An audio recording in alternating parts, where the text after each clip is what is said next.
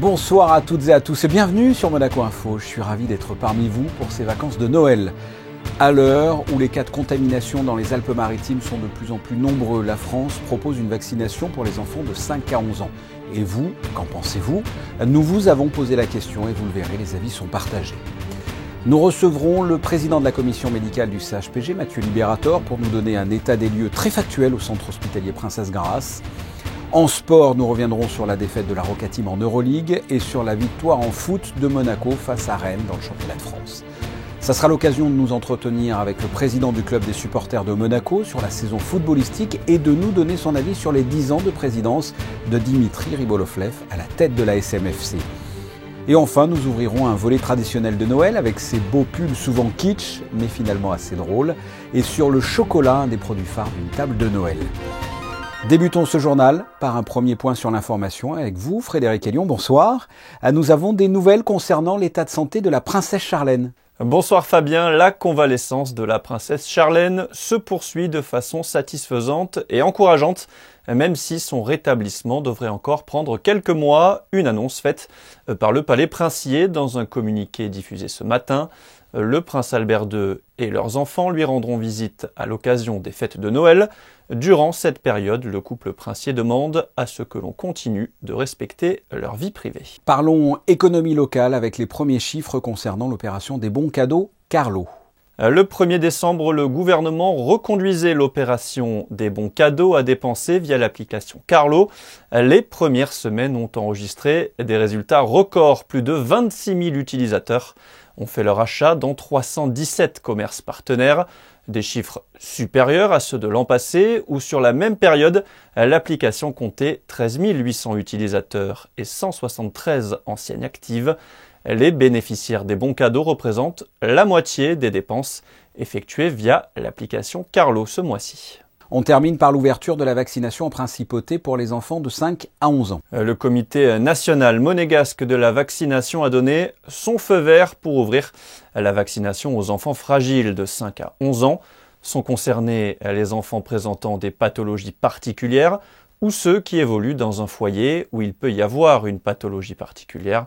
En France, cela est possible. Depuis le 15 décembre, la principauté a déjà reçu 100 doses pédiatriques destinées aux enfants fragiles.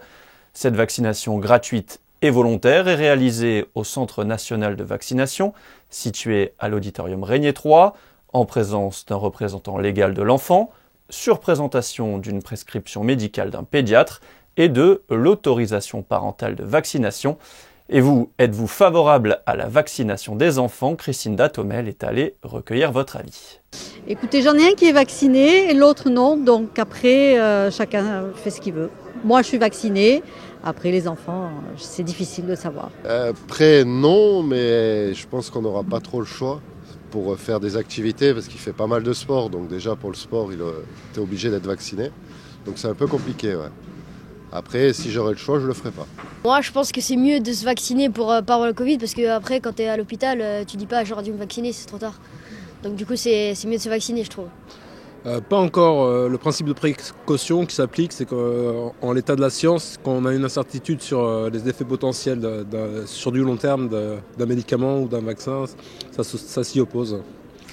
Alors franchement, c'est poser la question avec mon mari la semaine dernière quand on a entendu que ça commençait à... Et je suis pas très... Non. On est vacciné avec mon mari, mais je pense pas le faire pour ma fille.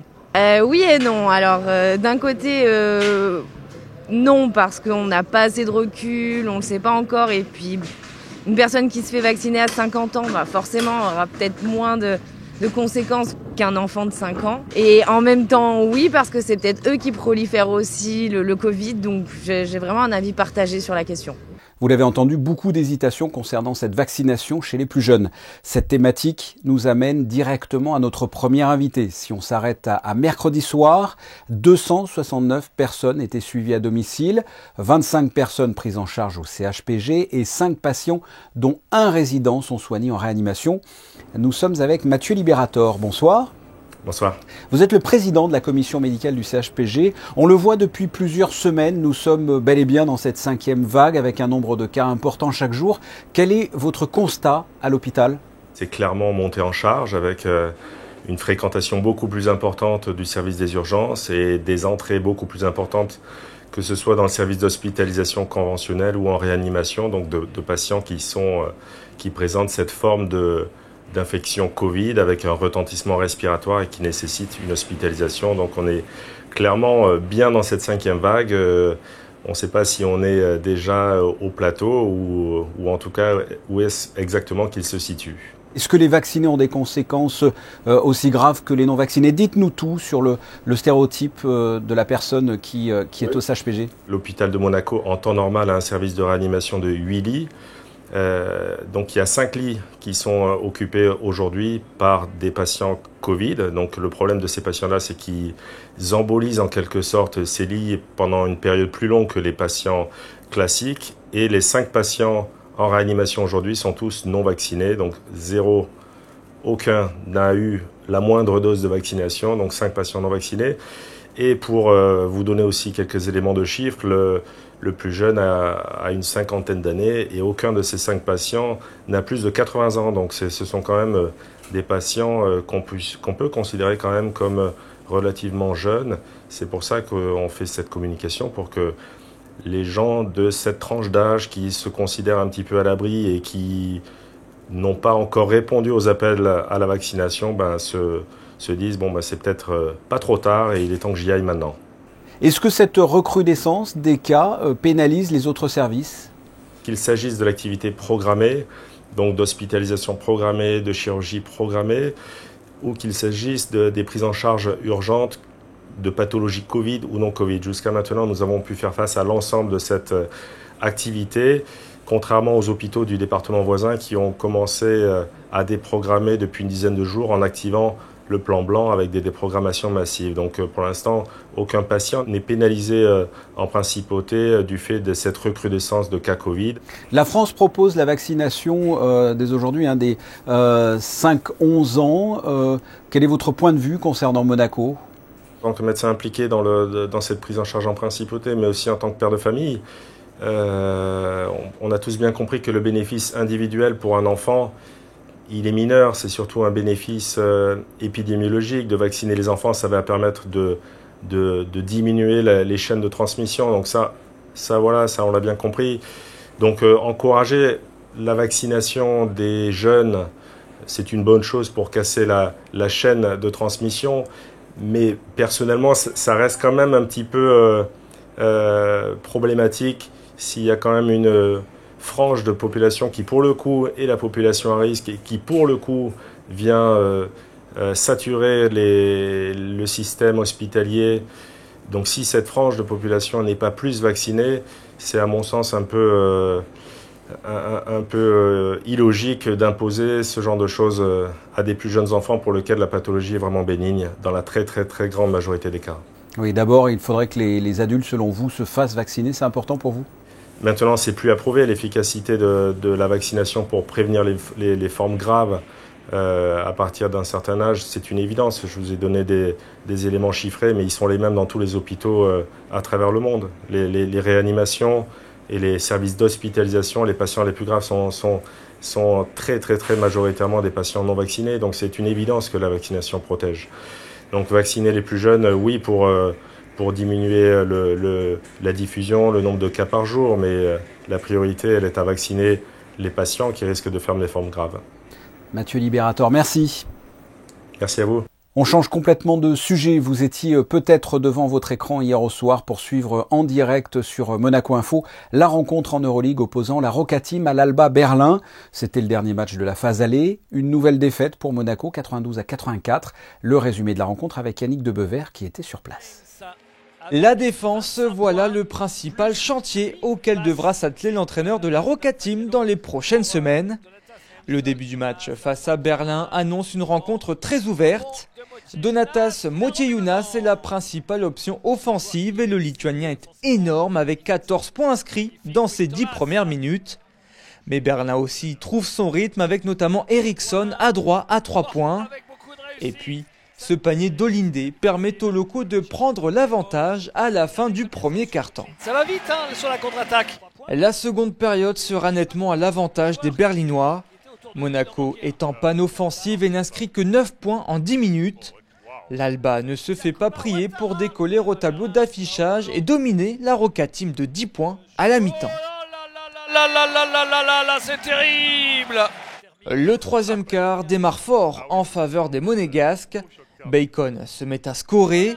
Dimo continue son chantier. Et puis Mike James élève un peu plus son niveau de jeu offensif.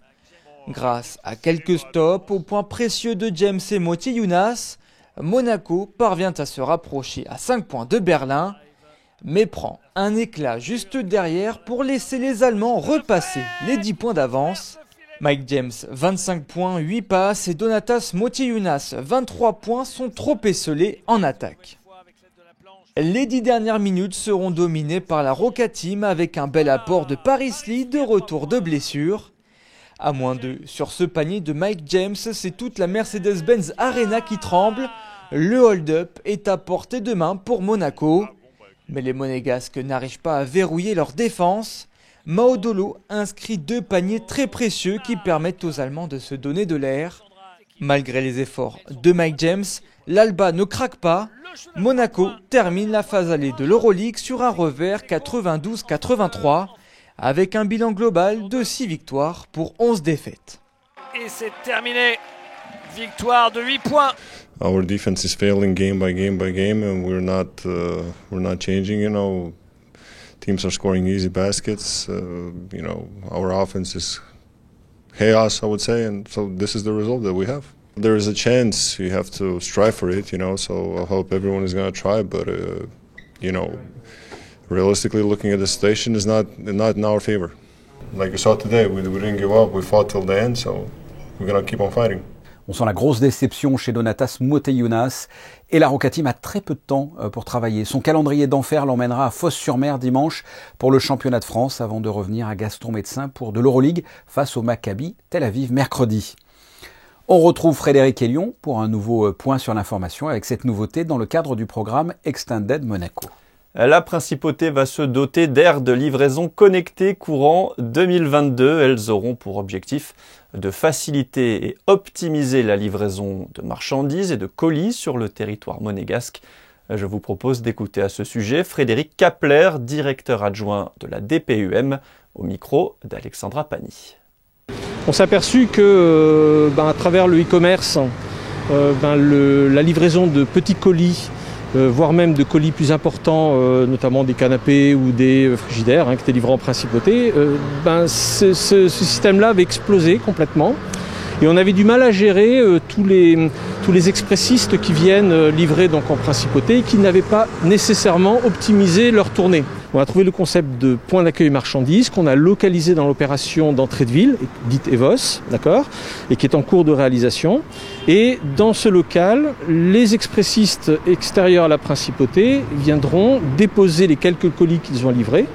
Et la Poste de Monaco, qui est gestionnaire donc de ce point d'accueil marchandises, est en charge d'optimiser la livraison de ces colis sur le territoire monégasque. Donc on a lié au point d'accueil marchandises, on a créé ces zones spécifiquement dédiées à ces deux acteurs de la livraison. Et ces aires-là sont non seulement matérialisées d'une façon différente, mais en plus elles sont monitorées grâce donc à des capteurs qui sont positionnés autour de cette aire. Et ces capteurs sont reliés à une application. Cette application va être donc au service des livreurs, des chauffeurs de Monaco Logistique et de la Poste, qui vont pouvoir réserver l'aire de livraison en question pour se positionner lorsqu'ils arrivent sur le site et qui vont pouvoir surtout voir si l'aire est libre, si elle est disponible, à moitié disponible, etc. Passons à présent à cette ancienne tradition de Noël en principe. Chaque année, le Comité national des traditions monégasques demande aux boulangers de proposer dans les jours qui précèdent Noël des pan de Natal et ces petits pains ronds décorés de 5 noix disposés en forme de croix et d'un rameau d'olivier sont remis moyennant un don laissé à l'appréciation des clients. L'ensemble des sommes récoltées est ensuite reversé à des associations caritatives. Ce matin, la bénédiction des pan de Natal par l'archevêque de Monaco s'est déroulée comme chaque année à la mairie. Les fêtes de fin d'année approchent et ça se passe aussi sur Monaco Info. Plusieurs rendez-vous sur votre chaîne pendant les fêtes de Noël avec dès vendredi soir à 20h, Le Rêve de Mercier, une pièce de théâtre d'Alain Pastor. Samedi matin, dès 10h, vous pourrez suivre en direct la messe de Noël, célébrée depuis la cathédrale de Monaco. À 19h, Alexandra Pagny vous fera découvrir la Villa Maria Serena dans demeure d'exception. Dernier rendez-vous à 21h avec le film Marie de Nazareth de Jean Delannoy, suivi d'un débat animé par Fabien Bonilla avec l'abbé Christian Venard et le frère Renaud Silly. On termine par du sport et du football. Monaco finit l'année 2021 sur une bonne note. Les joueurs de Niko Kovac ont dominé le Stade Rennais, un candidat direct pour le podium de Buzyn hier soir au Stade Louis II.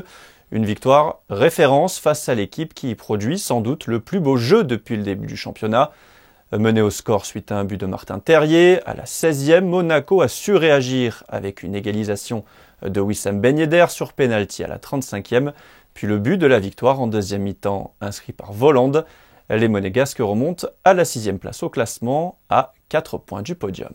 Et football toujours, c'est une date anniversaire pour l'ASM. Cela fait 10 ans que Dimitri Ribolovlev a repris le club et il s'en est passé des choses en 10 ans. Qu'en pensent les amateurs de foot monégasques? Eh bien, nous sommes avec le président du club des supporters de Monaco, Laurent Maire, bonsoir. Bonsoir. Le président de la SMFC fête ses 10 ans à la tête de cette équipe. Qu'est-ce que vous retenez, vous, de ces 10 ans? Ça va de l'arrivée du président en Ligue 2, ouais. La remontée en Ligue 1, dans la foulée la qualification en Champions League et le titre en 2017. Selon vous, qu'est-ce qu'a apporté Dimitri Ribolovlev à la SM parce qu'il est arrivé, on vous l'avait dit, quand Monaco était au plus bas dans les fonds de la Ligue 2. Il a repris le club à l'époque où on avait 50 millions de déficit. Et après, il a réinjecté 200 millions d'euros sur 4 ans. Et il a fait de Monaco ce qu'on est à l'heure actuelle. On parle de la saison actuelle. Quel est le bilan comme ça à mi-parcours pour l'instant pour vous? Moi, le problème, c'est que je suis un internal insatisfait. Donc c'est pas terrible alors. Non. Après, on va dire que mathématiquement, on n'est qu'à 4 points de la deuxième place. Donc, comme d'habitude, avec Paris intouchable devant. Donc voilà, on finit, on va dire, bien quand même cette première partie de championnat avec donc juste 4 points de retard sur la deuxième place. Un mot sur cette équipe 2021-2022, est-ce qu'elle vous plaît? En même temps, c'est à peu près la même que l'année dernière où ils ont recruté des nouveaux joueurs. Pour moi, qui ont un peu du mal à s'intégrer encore et à prendre les automatismes. Mais bon, après, voilà. On fera le vrai bilan en fin de saison. Vous la voyez où cette équipe en fin de saison? À la 6e place toujours, mieux, moins bien? Après, l'année dernière, on nous avait vendu, on avait eu une entrevue pour nous présenter Paul Mitchell, le directeur sportif, qui avait été très franc avec nous. Il nous a dit on casse tout et on recommence. On veut que maintenant Monaco soit dans les 4 premiers à chaque saison. Donc voire dans les 3. Donc l'année dernière, il nous avait dit si on finit dans les 6 premiers, c'est beau. On a fini 3e. Donc ouais. Donc là on est 6e, voilà. On va finir premier alors. Non, mais déjà qu'on arrive à se qualifier en Champions League toutes les saisons, ce serait déjà pas mal. Et dernière question, qu'est-ce que vous avez commandé au Père Noël? Un titre européen, plus de victoires, qu'est-ce que vous lui avez commandé pour un trophée, n'importe quelle couleur qui soit le trophée. Une Europa League, on ne sait jamais sur malentendu. Mais ça peut marcher. Voilà. Comme dirait les bronzés, sur un malentendu, ça peut marcher. Ouais. On mise pas tout sur notre physique, mais vas-y fonce. Je vois qu'on a les mêmes repères. En tout cas, là c'est la période actuelle. Les fêtes de Noël sans les bronzés, c'est pas les fêtes de Noël. Exactement. Écoutez Laurent Maire, merci d'avoir répondu à mes questions. Ok, merci. Au revoir. À très bientôt. Fête. On passe à cette tendance qui fait le buzz. Peut-être y avez-vous succombé. Les pulls de Noël connaissent un succès grandissant, et ce, malgré leur côté ringard. Quelle est l'histoire de cette tendance mode, si on peut appeler ça une mode? Élément de réponse avec Émilie Rousseau. Ils peuvent être moches, kitsch, ringards, mais ils rappellent toujours l'esprit des fêtes de fin d'année. Les pulls de Noël sont devenus au fil des ans, une tradition qui s'installe dans notre garde-robe. Ils ont même leur journée mondiale que l'on célèbre chaque année un 17 décembre. Le concept a connu une ascension fulgurante grâce notamment à l'une des scènes marquantes du film Bridget Jones, sorti en 2001. Depuis, qu'il soit en laine ou en coton, il s'arrache. Ici, à l'Office du tourisme, la tradition est pleinement respectée. C'est sympa et ça apporte un peu de gaieté dans cette période qui est compliquée avec la crise sanitaire. Et ensuite, nos équipes qui sont à la direction du tourisme dans les bureaux à Fontvieille se prêtent au jeu également. On récupère toutes les photos de chacun et on fait un joli post sur le réseau social du gouvernement qui nous permet de souhaiter de belles fêtes à toute l'administration. Les grandes marques ont évidemment surfé sur la vague, tout comme les clubs de football. L'AS Monaco, par exemple, en partenariat avec son équipementier Kappa, commercialise son pull de Noël depuis 3 saisons maintenant. Cette année, ils ont agrémenté la collection avec un bonnet et une écharpe. Les gens adorent arborer les couleurs de leur club pendant la période de Noël. Donc il était important d'élaborer ce type de produit pour agrémenter notre collection qui est un peu plus classique avec les maillots, les produits training, les produits un peu de sortie. Donc ça devient un produit incontournable. Et nous aussi, nous avons succombé à cette tendance. Alors le style n'est peut-être pas au rendez-vous, mais cela a le mérite d'être très confortable. Et puis on a pensé aussi à vous, Fabien, pour que vous soyez sur votre 31 le soir du réveillon. On arrive tout de suite à la rédaction pour vous le remettre. Merci Émilie. Je ne suis pas sûr franchement de le mettre le soir du réveillon, mais c'est l'intention qui compte. Après les pulls de Noël, une autre tradition qui fait peut-être moins mal aux yeux, mais un peu plus mal au foie quand on en abuse, les chocolats. Quelles sont les tendances de cette année? Reportage de Juliette Rappert.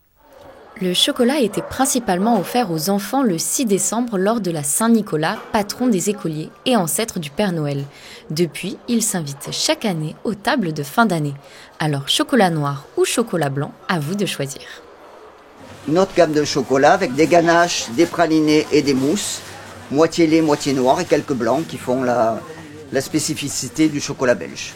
Les truffes de Bruxelles avec nos chocolats d'Équateur, noir mandarine, les noisettes, les Équateur et une au champagne. Les clients défilent toute la journée pour le plaisir d'offrir, mais aussi de s'offrir de belles gourmandises du côté de Pierre Marcolini, la giandouilla et la star des fêtes. Cette année, Pierre Marcolini nous emmène voyager à travers les vallées piémontaises. La collection, elle se décline autour du giandouilla à base de noisettes. Donc on a toute une collection autour de cela. On a notamment des malines étoiles où vous avez 36 étoiles et à l'intérieur vous avez une déclinaison de giandouilla avec de la nougatine, du caramel, des éclats de gruau caramélisés. Puis ensuite on a des pièces qui sont beaucoup plus importantes. On a notamment une couronne céleste. Donc toujours avec cet esprit de partage autour d'une table où on va couper à la tranche et à l'intérieur entièrement fourré avec des fruits du mendiant, des éclats de gruau, des notes de caramel qui assez coulantes à l'intérieur. Et puis bien entendu, on a aussi nos boîtes à chapeaux avec des compositions sur mesure. Denrée de luxe réservée pour les grandes occasions, le chocolat est très apprécié aussi pour ses bienfaits pour la santé. Alors n'hésitez pas à vous faire plaisir avec ou sans modération. Plutôt avec modération en ce qui me concerne. C'est l'heure de jeter un coup d'œil sur vos prévisions météo. Quel temps est prévu pour vendredi, Frédéric? Fini le soleil, Fabien, le temps va se dégrader à partir de vendredi où des averses sont attendues en fin de matinée et dans l'après-midi.